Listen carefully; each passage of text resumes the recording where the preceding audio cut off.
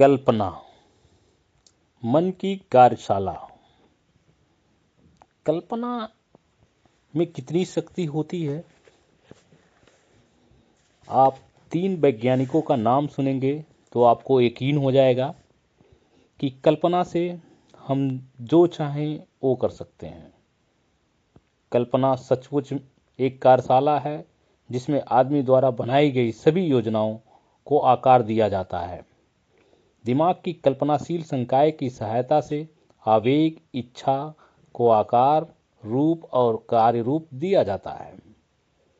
आपको बता दें, कल्पना की ही देन थी कि आज जो आधुनिक बल्ब पूरे देश, पूरी दुनिया में प्रकाश फैला रहा है, थॉमस एल्वा एडिसन का कल्पना का ही एक देन था कि उन्होंने इस बल्ब का आविष्कार किया।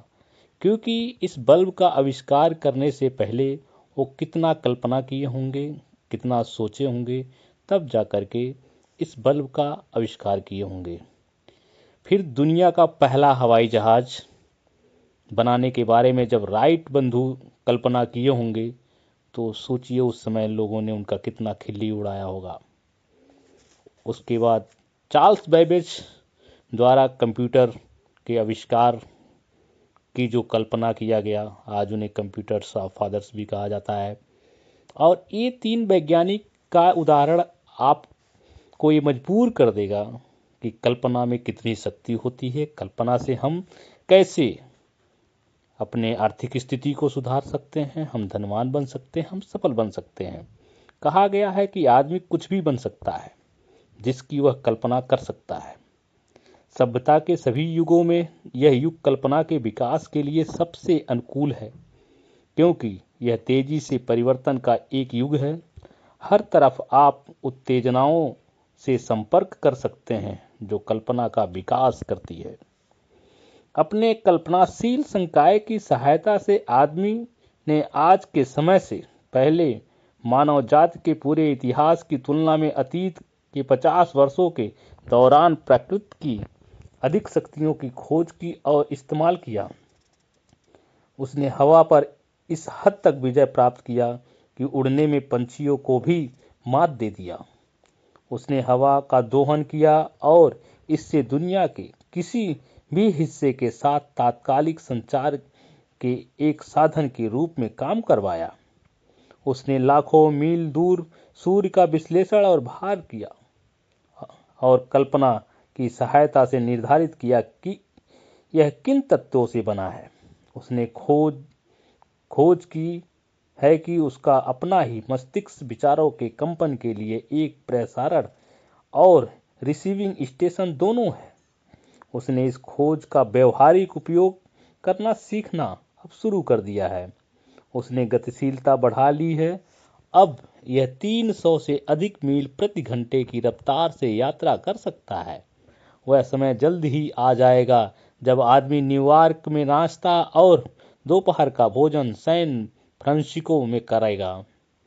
कारण की सीमा के अंदर आदमी की एकमात्र सीमा अपने विकास और अपनी कल्पना के उपयोग में निहित है। वह अभी तक अपने कल्पनाशील संकाय के उपयोग में विकास के शीर्ष तक नहीं पहुंचा है। उसने मात्र खोज की है कि उसके पास एक कल्पना है और इसे एक बहुत ही साधारण तरह से इसका इस्तेमाल करना शुरू किया है। कल्पना के 2 भाग होते हैं या 2 रूप होते हैं। कल्पनाशील संकाय 2 रूपों में कार्य करता है, एक सिंथेटिक कल्पना और दूसरी रचनात्मक कल्पना के रूप में जानी जाती है। सिंथेटिक कल्पना इस संकाय के माध्यम से आप पुरानी अवधारणाओं, विचारों या योजनाओं को नए संयोजन में व्यवस्थित कर सकते हैं। यह संकाय कुछ भी नहीं बनाता, यह केवल अनुभव, शिक्षा और अवलोकन की सामग्री के साथ काम करता है जिससे इसे चलाया जाता है। यह उस अपवाद के साथ आविष्कारों द्वारा सबसे ज़्यादा इस्तेमाल किए जाने वाला संकाय है जो रचनात्मक कल्पना का सहारा तब लेता है जब वो सिंथेटिक कल्पना के माध्यम से अपनी समस्याओं को हल नहीं कर सकता है। रचनात्मक कल्पना के संकायों के माध्यम से आदमी का सीमित दिमाग का अनंत ज्ञान से सीधा संचार होता है। यह वह संकाय है जिसके माध्यम से अंतर्मन और प्रेरणा प्राप्त किए जाते हैं। सभी बुनियादी या नए विचारों को इस संकाय द्वारा आदमी को सौंप दिया जाता है। यह इस संकाय के माध्यम से ही होता है और दूसरों के दिमाग से विचार कंपन प्राप्त किए जाते हैं। यह इस संकाय के माध्यम से ही होता है कि एक व्यक्ति सुर मिलाकर या अन्य लोगों के अवचेतन मन के साथ संवाद कर सकता है। रचनात्मक कल्पना स्वचालित रूप से काम करती है। बाद के पृष्ठों में वर्णित ढंग से यह संकाय केवल तभी काम करता है जब चेतन मन अत्यंत तेज वेग पर कंपन कर रहा हो। उदाहरण के लिए, जब चेतन मन को एक मजबूत इच्छा की भावना के माध्यम से प्रेरित किया जाता है, सोचिए और अमीर बनिए। रचनात्मक संकाय उपयोग के माध्यम से इसके विकास के अनुपात में और अधिक सतर्क उल्लेखित सूत्रों से कंपन के लिए अधिक ग्रहणशील हो जाता है। यह बयान महत्वपूर्ण है। पारित करने से पहले इस पर विचार करें। आप जैसे ही इन सिद्धांतों का पालन करते हैं, दिमाग में रखें कि कोई इच्छा को पैसे में कैसे परिवर्तित कर सकता है। इसकी पूरी कहानी को एक बयान में नहीं बताया जा सकता है। कहानी केवल तब पूरी होगी जब कोई महारत हासिल कर चुका है, ग्रहण कर चुका हो और सभी सिद्धांतों का उपयोग करना शुरू कर चुका हो। व्यापार, उद्योग, वित्त के महान नेता और महान कलाकार, संगीतकार, कवि और लेखक महान बने क्योंकि उन्होंने रचनात्मक कल्पना के संकाय को विकसित किया। कल्पना के सिंथेटिक और रचनात्मक दोनों संकाय उपयोग से अधिक सतर्क हो जाते हैं। जैसे कि शरीर की कोई भी मांसपेशी या अंग उपयोग के माध्यम से विकसित होते हैं। इच्छा केवल एक विचार, एक आवेग है। यह अस्पष्ट और अल्पकालिक है। यह अमूर्त है और इसका कोई मूल्य नहीं है जब तक कि इसे इसके भौतिक समकक्ष के रूप में तब्दील न कर दिया गया हो। यद्यपि सिंथेटिक कल्पना वह है जो इच्छा के आवेग को पैसे में बदलने की प्रक्रिया में अधिकतर इस्तेमाल की जाएगी।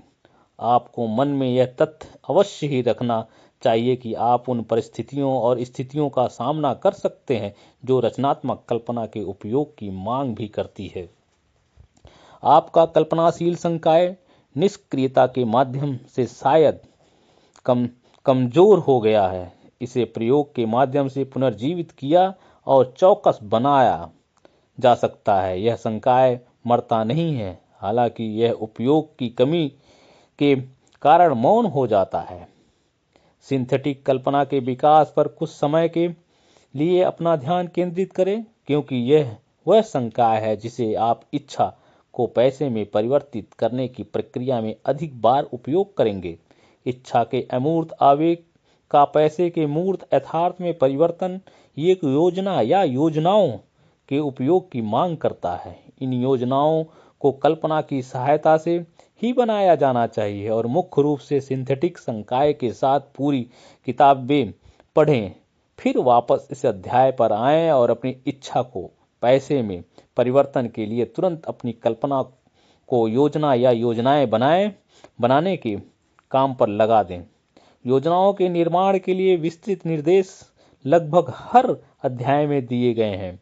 अपनी आवश्यकताओं के अनुकूल निर्देशों का पालन करें। अपनी योजनाओं को लिख लें।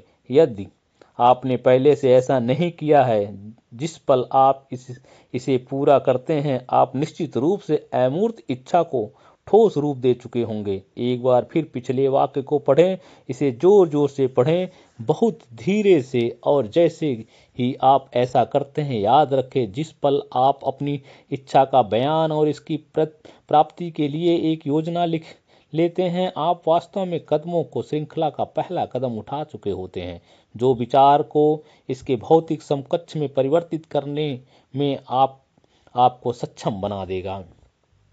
पृथ्वी जिस पर आप रहते हैं, आप खुद और हर भौतिक वस्तु विकासवादी परिवर्तन का परिणाम है, जिसके माध्यम से पदार्थ के सूक्ष्म कण एक क्रमबद्ध तरीके से संगठित और व्यवस्थित किए गए हैं। इसके अलावा यह बयान अद्भुत महत्व है।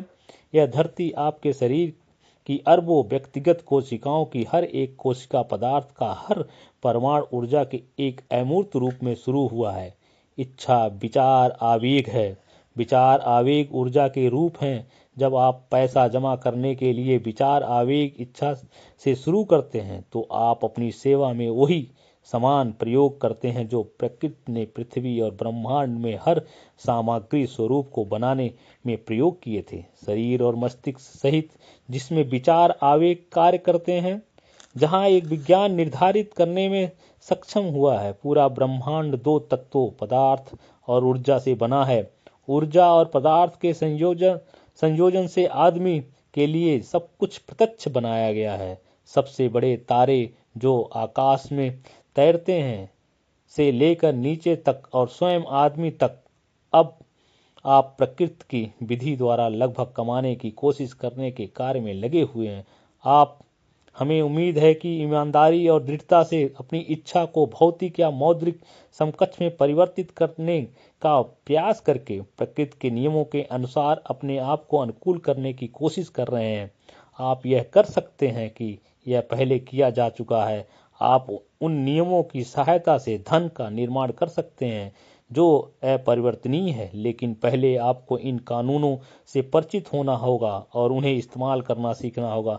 पुनरावृत्ति के माध्यम और हर कल्पनीय कोड से इन सिद्धांतों के विचरण तक पहुंचकर लेखक आपके लिए वह राज खोलने की उम्मीद करता है जिससे हर महान धन इकट्ठा किया गया है।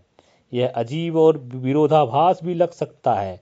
राज कोई राज नहीं, प्रकृति खुद को इस धरती में जिस पर हम रहते हैं, हमारी दृष्टि के भीतर प्रसुप्त तारों और ग्रहों में, हमारे आसपास के तत्वों में, घास के हर तिनके में और हमारी दृष्टि के भीतर जीवन के हर रूप में दिखाती है।